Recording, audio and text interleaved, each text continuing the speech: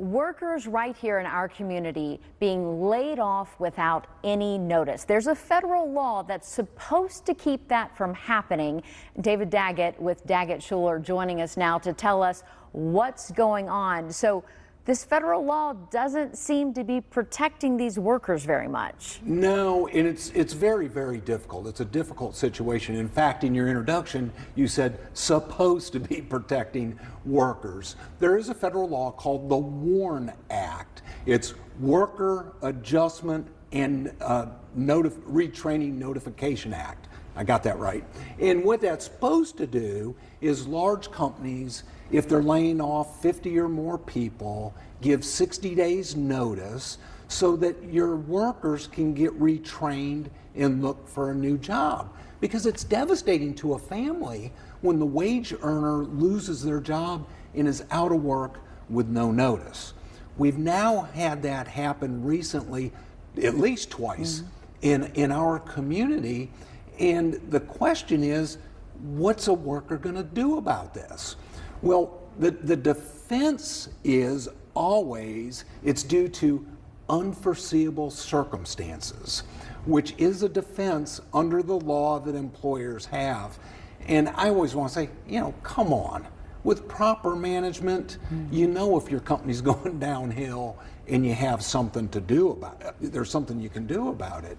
So unforeseen circumstances, that's a little upsetting to me, particularly when you're hurting people.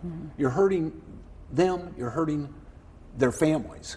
Now, the most recent one, Klausner Furniture in our area, this one is a little interesting to me, and I'm kind of interested in watching the legal proceedings. And the reason is they were bought by a venture capital company. And the venture capital company has an interest in only one thing: their profits. And if they're putting their profits over these workers in our community, I hope that something happens. Now, the truth is the law doesn't have a whole lot of teeth to it. There's some civil fines, but they're pretty low per person. It's not big enough to hurt a venture capital company. And the Klausner Furniture, they're going to file bankruptcy. They're going to say that unforeseen circumstances, and that's going to be their defense. The law doesn't provide for a whole lot of money in these situations, so there's not a whole lot of teeth or a whole lot to protect our workers. I think it's just too bad. I think it's unfortunate that companies do this. So what can these workers do? There are some resources available to them? There are resources available to them. The state of North Carolina has state vocational education and training that these employees can go to. Now, that's why they're supposed to get the warning under the WARN Act, is to give them 60 days to go through this process for retraining, for job search, and for job placement.